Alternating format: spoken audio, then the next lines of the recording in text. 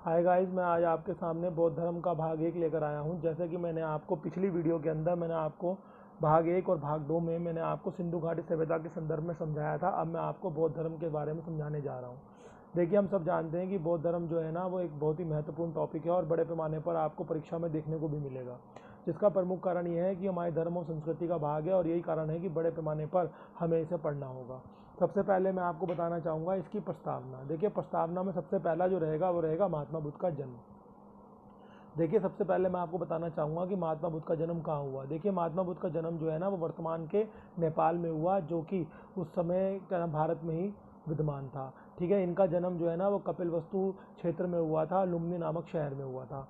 ठीक है, तो महात्मा बुद्ध का जन्म आपको ध्यान रखना होगा कि वर्तमान के नेपाल में हुआ था, परंतु उस समय नेपाल भारत का हिस्सा हुआ करता था। और ये कहाँ पर हुआ था? ये हुआ था कपिलवस्तु राज्य में, जिस शहर में हुआ था उस शहर का नाम है लुम्बिनी।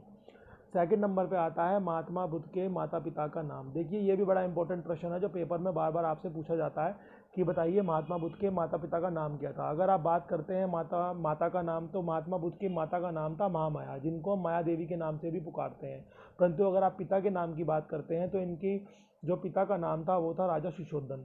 ठीक है ना, तो ये राजा थे और बड़े पैमाने पर ये राज कार्य में संलग्न रहते थे। यही कारण था कि बड़े पैमाने पर जो महात्मा बुद्ध थे वो बड़े पैमाने पर एक राज परिवार के क्या थे, सदस्य भी थे। यही कारण है कि बड़े पैमाने पर महात्मा बुद्ध के माता पिता का नाम भी पेपर में पूछते रहते हैं। अब थर्ड नंबर पे आता है महात्मा बुद्ध की पत्नी और पुत्र का नाम। देखिए, मैं आपको बताना चाहूँगा कि महात्मा बुद्ध क्या विवाहित थे? जी हाँ, महात्मा बुद्ध विवाहित थे और यहाँ तक कि महात्मा बुद्ध का विवाह जो है वो बहुत ही कम आयु में हो गया था। महात्मा बुद्ध की पत्नी का नाम यशोधरा था और उनके पुत्र का नाम राहुल था। महात्मा बुद्ध का स्वयं का नाम भी जो था बचपन का, वो सिद्धार्थ था। ठीक है ना। अब आता है चौथा, महात्मा बुद्ध का उदासीन रवैया। देखिए, सबसे बड़ी बात क्या थी कि महात्मा बुद्ध चाहे जरूर ही राज परिवार में पैदा हुए, परंतु महात्मा बुद्ध जो थे ना, संसार के दुखों को देखकर अत्यधिक दुखी हुआ करते थे। वो हमेशा ही सोचा करते थे कि इस दुनिया के अंदर सभी दुखों का कारण क्या है। ऐसा क्या कारण है कि लोग जो है ना, वो अलग अलग अवस्थाओं में, अलग अलग उम्र के पड़ावों में अत्यधिक दुखी रहते हैं। यही कारण था कि उन्होंने इसकी खोज करने का प्रयत्न किया, परंतु वो इसको खोज नहीं सके और बड़े पैमाने पर उदासीन हो चुके थे।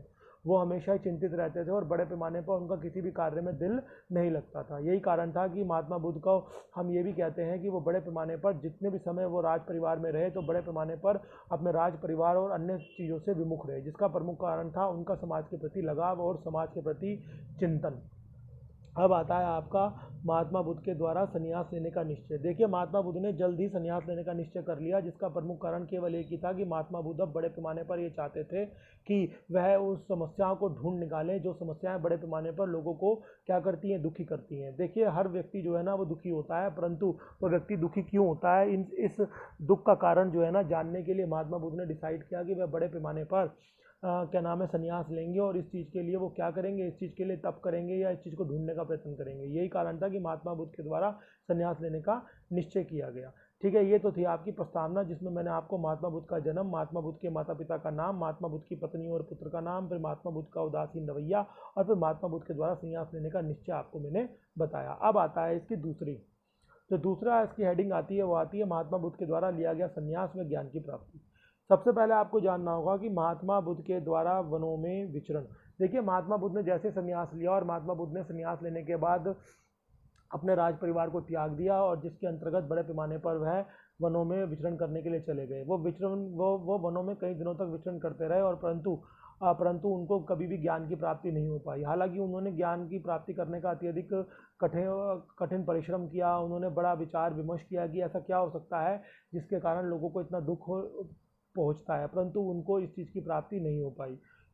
अब आती है सेकंड हेडिंग, गया में महात्मा बुद्ध को ज्ञान की प्राप्ति। देखिए, जब वो वनों में भटक रहे थे तो भटकते भटकते वो गया पहुंचे। गया में पहुंचने के बाद वह एक बरगद के वृक्ष के नीचे बैठे हुए थे और जब वह बरगद के पेड़ के नीचे बैठे हुए थे तो बड़े पैमाने पर उन्हें एक दिन ज्ञान की प्राप्ति हुई। उन्हें यहाँ पर ज्ञान की प्राप्ति तात्पर्य क्या है? यहाँ ज्ञान की प्राप्ति तात्पर्य यह है कि सॉल्यूशन, यानी कि समाधान, उनकी चिंता का समाधान। उनकी चिंता किस चीज़ से रिलेटेड थी? उनकी चिंता रिलेटेड थी कि समाज में इतने दुखों का कारण क्या है। और यही कारण था कि बड़े पैमाने पर जब वह समाज के दुखों को लेकर दुखी थे तो उनको ये ज्ञान प्राप्त हुआ कि बड़े पैमाने पर जो लोगों का जो दुखों का कारण है वो लोगों की इच्छाएं हैं। लोगों की अपनी इच्छाएं जो है ना उनको दुखों की ओर धकेलती हैं। तो यही उनको ज्ञान के रूप में प्राप्त हुआ और यहीं पर इसी को हम ज्ञान कहते हैं। इसके बाद हम महात्मा बुद्ध के द्वारा प्रथम उपदेश को पढ़ेंगे। देखिए, महात्मा बुद्ध ने अपना प्रथम उपदेश जो है ना वो सारनाथ नामक स्थान पर दिया। महात्मा बुद्ध को जब ज्ञान की प्राप्ति हो गई तो बड़े पैमाने पर महात्मा बुद्ध चाहते थे कि उनके द्वारा प्राप्त किया ज्ञान अब समाज तक पहुँचे, क्योंकि वह समाज की भलाई चाहते थे और समाज की भलाई के लिए ही उन्होंने संन्यास लिया था, क्योंकि वो जानते थे कि बड़े पैमाने पर जो समाज दुखी है अपनी चीज़ों को लेकर, उनके दुखों से उनको कैसे निजात दिलाया जाए। यही कारण था कि उन्होंने अपना राजपाट त्याग दिया और संन्यास लिया, और उसके पश्चात उन्हें गया जी में एक वृक्ष के नीचे उन्हें ज्ञान की प्राप्ति हुई। और ज्ञान की प्राप्ति उन्हें किस रूप में हुई? उन ज्ञान की प्राप्ति उन्हें प्राप्त हुई इस समाधान के रूप में कि उन्होंने कहा कि जितने भी दुखों का कारण है समाज में, वो सब उन समाज की अपनी इच्छाएं हैं। यही कारण था कि अब इस चीज़ को पहुंचाना बहुत ज़रूरी था लोगों तक, इसलिए उन्होंने ये डिसाइड किया, ये निश्चय किया कि वह बड़े पैमाने पर लोगों तक अपनी बात पहुंचाएंगे, जिसमें सबसे महत्वपूर्ण भूमिका जो है सारनाथ के राजा ने निभाई, जिन्होंने बड़े पैमाने पर उनका प्रथम उपदेश जो है ना आयोजित करवाया। तो देखिए, उन्होंने अपने इस उपदेश में जो सारनाथ में दिया, उन्होंने कई महत्वपूर्ण कार्य किए। जैसे पहला कार्य इन्होंने किया अष्टपुष्टि मार्ग विचारधारा का प्रतिपादन। देखिए, ये एक ऐसी विचारधारा थी जिसके अंतर्गत महात्मा बुद्ध ने ये बताया कि अगर ये 8 मार्ग हैं जिन पर चलकर, अष्टपुष्टि मार्ग का मतलब है 8 मार्ग, जिन पर चलकर कोई भी व्यक्ति ज्ञान की प्राप्ति कर सकता है और ईश्वर शक्ति का अनुभव कर सकता है। और यही कारण है कि अष्टपुष्टि मार्ग बड़े पैमाने पर आज बौद्ध धर्म की आधारशिला है। इसके बाद उन्होंने महाधर्म परिवर्तन चक्र का प्रतिपादन किया। देखिए, महाधर्म परिवर्तन चक्र का प्रतिपादन का तात्पर्य यह है कि उन्होंने एक ऐसा तरीका बताया जिसके अंतर्गत उन्होंने बताया कि आप किस तरीके से अपने इंद्रियाओं को कंट्रोल कर सकते हो, इंद्रियाओं को नियंत्रित कर सकते हो। क्योंकि कोई भी व्यक्ति यदि आत्मज्ञान प्राप्त करना चाहता है या मोक्ष की प्राप्ति करना चाहता है तो उसके लिए आवश्यक है कि वो अपने सेंसेस यानी कि वो बड़े पैमाने पर अपनी इंद्रियों पर कंट्रोल करे, और यदि वो ऐसा करने में कामयाब हो जाता है तो बड़े पैमाने पर वह व्यक्ति ईश्वरीय शक्ति को प्राप्त कर सकता है। इसके अलावा महात्मा बुद्ध के द्वारा वास्तविक विचारधाराएँ भी इसी सारनाथ के उपदेश के अंतर्गत प्रतिपादित की गई, जो आज बौद्ध धर्म की वास्तविक विचारधाराओं में शामिल है, और बौद्ध धर्म इन्हीं विचारधाराओं पर टिका हुआ है। जैसे कि मैं आपको बताना चाहूँगा, पहली विचारधारा सत्य व अहिंसा। देखिए, हम सब जानते हैं कि महात्मा बुद्ध की जो पहली वास्तविक विचारधारा थी वो सत्य व अहिंसा थी। महात्मा बुद्ध बड़े पैमाने पर सत्य की विचारधारा में विश्वास किया करते थे और अहिंसा की विचारधारा को काफ़ी माना करते थे। यही कारण था कि महात्मा बुद्ध की इस विचारधारा को महात्मा बुद्ध के द्वारा प्रारंभ किए गए धर्म यानी कि बौद्ध धर्म भी बड़े पैमाने पर अपनी वास्तविक विचारधारा के रूप में मानता है। ठीक है ना। तो ये जो पहली विचारधारा है वो बड़े पैमाने पर केवल महात्मा बुद्ध की अपनी विचारधारा नहीं बल्कि बौद्ध धर्म की भी अपनी विचारधारा है, जो कि बड़े पैमाने पर सत्य व अहिंसा को प्राथमिकता प्रदान करती है। इसके अलावा दूसरी जो आती है वो आती है तृष्णा का त्याग। देखिए, हम सब जानते हैं कि महात्मा बुद्ध ने सभी दुखों का कारण जो है वो तृष्णा बताया है। यहाँ पर तृष्णा का तात्पर्य है इच्छाएं।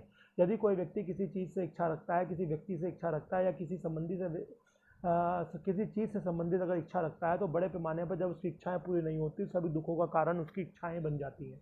क्योंकि जब उसकी इच्छाएं पूरी नहीं होती तो वो बड़े पैमाने पर दुखी रहता है और वह बड़े पैमाने पर अपनी जो प्रोडक्टिविटी होती है, अपनी उत्पादक क्षमता होती है, उसको वो कम कर देता है। यही कारण है कि बड़े पैमाने पर महात्मा बुद्ध की वास्तविक इच्छाओं में ये बताया गया है, वास्तविक विचारधाराओं में ये बताया गया है कि तृष्णा का त्याग किया जाए। आज यही विचारधारा बड़े पैमाने पर महात्मा बुद्ध के द्वारा प्रतिपादित या महात्मा बुद्ध के द्वारा शुरू किए गए बौद्ध धर्म की भी वास्तविक विचारधारा है।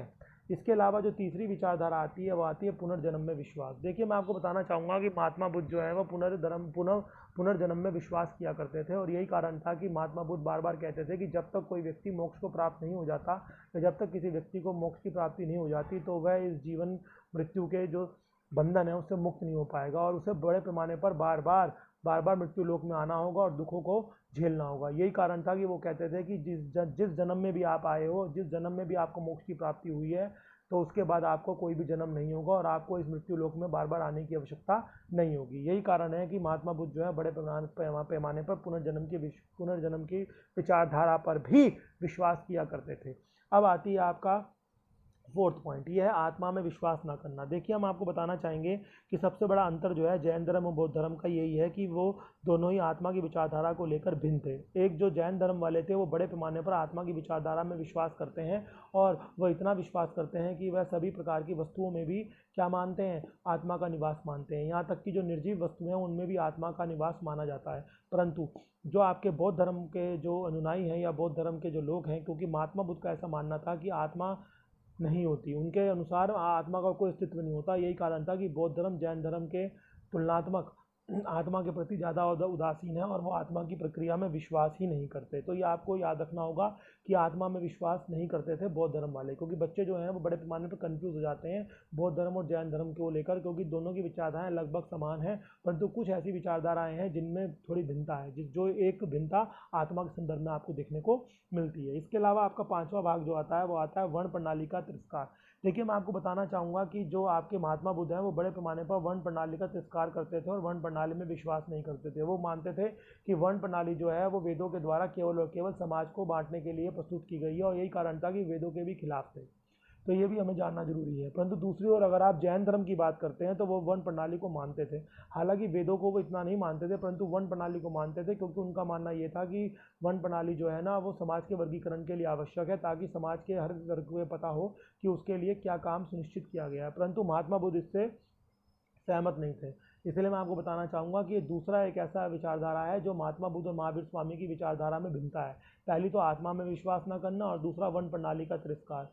ठीक है ना। तो जो महात्मा बुद्ध थे वो आत्मा में विश्वास नहीं करते थे, जबकि जो महावीर स्वामी थे वो उसमें विश्वास किया करते थे। और वर्ण प्रणाली का तिरस्कार महात्मा बुद्ध किया करते थे, जबकि महावीर स्वामी उसका तिरस्कार नहीं किया करते थे। अब आता है आपका मनोरंजन में विश्वास। देखिए, मैं आपको बताना चाहूँगा कि जो आपके महात्मा बुद्ध थे वो बड़े पैमाने पर ये कहते थे कि जब कोई व्यक्ति बड़े पैमाने पर साधना करता है और बड़े पैमाने पर आत्म ध्यान लगाता है और बड़े पैमाने पर मोक्ष की प्राप्ति के लिए आगे बढ़ता है, तो ये आवश्यक है उसके लिए कि वह समय समय पर अपने आप को मनोरंजित करे। इसके लिए हो सकता है कि वो कुछ समय के लिए अपनी साधना से अलग हो जाए और अन्य तरीकों में अपना मन लगाए, ताकि वो जब अगली बार साधना के लिए तैयार हो तो वो पूर्ण एकाग्र चित्त से उस साधना को कर सके। ठीक है ना। तो यही कारण था कि जो महात्मा बुद्ध थे वो बड़े पैमाने पर मनोरंजन में विश्वास किया करते थे। तो मैं आपको बताना चाहूँगा कि महात्मा बुद्ध के द्वारा वास्तविक विचारधाराओं का जो प्रतिपादन था, जो उन्होंने सारनाथ के उपदेश के दौरान दिए, वो क्या थे? सत्य व अहिंसा, तृष्णा का त्याग, पुनर्जन्म में विश्वास, आत्मा में विश्वास ना करना, वर्ण प्रणाली का तिरस्कार और मनोरंजन में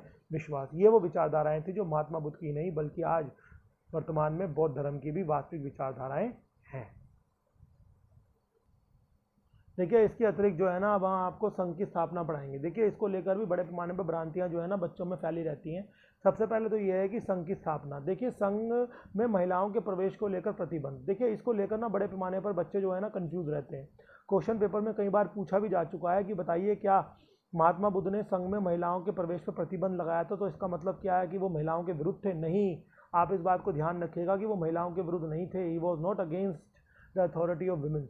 जिसका प्रमुख कारण था, देखिए मैं आपको बताना चाहूँगा कि महात्मा बुद्ध जो थे वो बड़े पैमाने पर नहीं चाहते थे कि उनकी विचारधारा जो है ना, जो उनकी संघ की विचारधारा है वो भटके, क्योंकि यही कारण था कि वो जो है ना महिलाओं को अपने संघ में प्रवेश देना नहीं चाहते थे, क्योंकि उनका मानना ये था कि पुरुष और महिलाएं अगर दोनों ही इस संघ में आए तो बड़े पैमाने पर हो सकता है कि जो संघ की विचारधारा है वो भटक जाए, जो किसी भी कारण से हो सकती है। उनके अपने निजी प्रेम से हो सकती है, उनके निजी वातावरण से हो सकती है, उनके निजी वार्तालाप से हो सकती है। इसलिए वो किसी भी प्रकार की इस प्रकार की समस्या नहीं चाहते थे। यही कारण था उन्होंने संघ की स्थापना तो करी, परंतु संघ की स्थापना में प्रारंभ में उन्होंने महिलाओं को प्रवेश नहीं दिया। इसलिए नहीं कि वो महिलाओं के खिलाफ थे, ना, वो महिलाओं के खिलाफ नहीं थे। वो महिलाओं का बहुत आदर किया करते थे, सम्मान किया करते थे, परंतु प्रॉब्लम ये थी कि वो नहीं चाहते थे कि महिला और पुरुष एक स्थान पर इकट्ठे हों, एक स्थान पर रहें, जिससे उनकी संघ की विचारधारा को क्या हो, दिक्कत हो। क्योंकि ऐसा देखा जाता है कि जहाँ पर महिलाएं और पुरुष एक हो जाते हैं तो वहाँ पर जो प्रोडक्टिविटी होती है उन दोनों की वो कम हो जाती है, जिसके कुछ निजी कारण भी हो सकते हैं। आप सब समझदार हैं, आप जानते हैं कि कौन से निजी कारणों का मैं आपको हवाला दे रहा हूँ। इसके अलावा जो आता है आपका, वो आता है संघ में महिलाओं के प्रवेश की अनुमति। देखिए, पहले तो उन्होंने मना कर दिया कि संघ में मैं महिलाओं को प्रवेश नहीं दूंगा, परंतु ऐसा क्या हुआ कि बाद में उन्होंने प्रवेश करने की अनुमति दे दी। ये केवल और केवल उनकी गौतमी, जो उनकी क्या नाम प्रजापति गौतमी थी, जो उनकी मौसी थी, उनके कारण हुआ, क्योंकि इनकी माता का देहांत तो बचपन में हो चुका था। इनको पाल पोस कर बड़ा किया इनकी मौसी ने, जिनको हम प्रजापति गौतमी कहते हैं या गौतमी प्रजापति कहते हैं। तो ये जो आपकी गौतमी है, जो इनकी मौसी कहलाती हैं, वो बड़े पैमाने पर चाहती थी कि वो इनके संघ में शामिल हो, और महात्मा बुद्ध जो थे ना उनसे अत्यधिक प्रेम किया करते थे। और जब उन्होंने अपनी ख्वाहिश गौतमी ने जाहिर करी महात्मा बुद्ध से कि वो उनके संग में आना चाहती हैं, तो महात्मा बुद्ध जो थे उनको मना नहीं कर पाए, क्योंकि महात्मा बुद्ध उनको बचपन से ही अपने माँ के रूप में देखते थे। यही कारण था कि उन्होंने उनको अनुमति प्रदान कर दी, और एक बार उन्होंने अगर किसी महिला को अनुमति प्रदान कर दी तो फिर वो महिलाओं के लिए सदैव के लिए प्रवेश के द्वार उस संघ में खुल गए। यही कारण था कि बड़े पैमाने पर संघ की स्थापना की गई, जिसमें प्रारंभ में तो महिलाओं को प्रवेश को वर्जित कर दिया गया, परंतु उसके पश्चात बाद में जब उनकी मौसी उसमें जब प्रवेश मिला उनकी मौसी को, तो फिर बाद में उन्होंने सभी महिलाओं के लिए अपने संघ के द्वार खोल दिए, ठीक है ना। तो ये संघ से रिलेटेड कुछ क्वेश्चन पेपर में आ जाते हैं, जो मैंने आपको बताया, जो आपको ध्यान से पढ़ना है, क्योंकि पेपर में आ जाता है एक क्वेश्चन, ठीक है ना। स्टेटमेंट आ सकती है जिसमें वो आपसे पूछ सकता है कि उन्होंने ऐसा क्यों करा। उसमें ऑप्शन आता है क्योंकि वो महिलाओं के खिलाफ थे, तो गलत है, महिलाओं के खिलाफ नहीं थे। वो खिलाफ थे किस चीज़ के? वो खिलाफ थे उन गतिविधियों के जो महिला और पुरुष जब एक साथ इकट्ठे हों तो गतिविधियां उत्पन्न हो सकती हैं। इसे वो नहीं चाहते थे कि इन गतिविधियों के कारण उनके संघ की विचारधारा को नुकसान हो। अब आता है आखिरी पॉइंट आज का, पार्ट 1 का। इसके बाद में आपको पार्ट 2 पढ़ाएंगे, जो मैं जल्दी डालने की कोशिश करूंगा। देखिए, जो पार्ट आपका जो आता है अब नेक्स्ट जो आता है, या आज पार्ट 1 का जो आखिरी जो सेक्शन है, ये है महात्मा बुद्ध की मृत्यु। देखिए, मैं आपको बताना चाहूँगा कि महात्मा बुद्ध की मृत्यु जो है ना, वो कहाँ पर हुई। महात्मा बुद्ध की मृत्यु जो है ना, वो कुशीनगर नामक स्थान पर हुई, जो वर्तमान में कहाँ पर है, जो वर्तमान में भारत के उत्तर प्रदेश में है। देखिए, इनका जो जन्म हुआ था वो तो शाक वंश में हुआ था, हम सब जानते हैं, इनके पिता भी शक वंश के राजा थे। परंतु इनकी जो मृत्यु हुई है, वो मृत्यु उनकी अपने वंश में नहीं हुई। इनकी मृत्यु जो हुई है वो कहाँ पर हुई थी? मल वंश में हुई थी, यानी कि मल साम्राज्य में हुई थी। वो भी एक महाजनपद था जहाँ पर इनकी मृत्यु हुई। और ऐसा माना जाता है कि इनकी मृत्यु के कई कारण माने गए हैं, क्योंकि किसी को वास्तविक कारण तो पता नहीं है, परंतु फिर भी इतिहासकार जो है कई प्रकार के कारण इसमें देते हैं। तो एक कारण ये भी है कि इनकी मृत्यु जो है क्षय रोग से हुई थी। अब ये कितनी सच्चाई है हम नहीं जानते हैं, परंतु हाँ, इनकी मृत्यु जो है ना, वो कुशीनगर में हुई थी, जो वर्तमान के आज कहाँ पर है? आज वर्तमान के उत्तर प्रदेश में। तो देखिए, मैंने आपको आज क्या पढ़ाया। मैंने आज आपको महात्मा बुद्ध के संदर्भ में जानकारी आपको पूर्णतः प्रदान करी, क्योंकि बौद्ध धर्म के जो संस्थापक हैं वो महात्मा बुद्ध ही हैं, और महात्मा बुद्ध से रिलेटेड क्वेश्चन आपको बुद्धिज्म पर बहुत ज़्यादा आते हैं। इसके बाद जो मैं आपको कल पढ़ाऊंगा, वो मैं आपको पढ़ाऊंगा इनके साहित्य के संदर्भ में, क्योंकि अब अगर ये नहीं आएगा पेपर में, जो मैंने आपको आज पढ़ाया है, तो पेपर में ये आता ही आता है, प्री लेवल्स पे बहुत आता है। परंतु अगर आप मेंस लेवल की पढ़ाई करेंगे तो फिर आपका जो अगला सेक्शन में आपको पढ़ाने वाला हूँ, जो भी आपको मैं अपलोड करूँगा वीडियो पार्ट 2 इसकी, वो आपके लिए बहुत बेनिफिटेड होगा आपके मेंस के लिए। तो वो क्या है, उसके अंतर्गत मैं आपको बताऊँगा इनके साहित्य, कि बौद्ध धर्म के साहित्य किस किस भाषा में लिखे गए थे, और कौन कौन से साहित्य हैं जो बड़े पैमाने पर बौद्ध धर्म के लिए प्रचलित हैं और पेपर में बहुत ज़्यादा आते हैं, ठीक है ना। तो मैं आपसे एक बार फिर कहना चाहूँगा कि ये मैंने आपको जो आज वीडियो बनाकर दी है इतिहास की, वो मेरी सेकंड वीडियो है इतिहास की, आफ्टर सिंधु घाटी। तो मैं ये चाहता हूँ, मैं आपसे कहना चाहूँगा एक बार फिर, कि आपने अगर मेरा चैनल अब तक सब्सक्राइब या लाइक नहीं किया है तो कृपया करके आप सब्सक्राइब और लाइक कीजिए, और आइकॉन बेल भी बजाइए, ठीक है ना। धन्यवाद।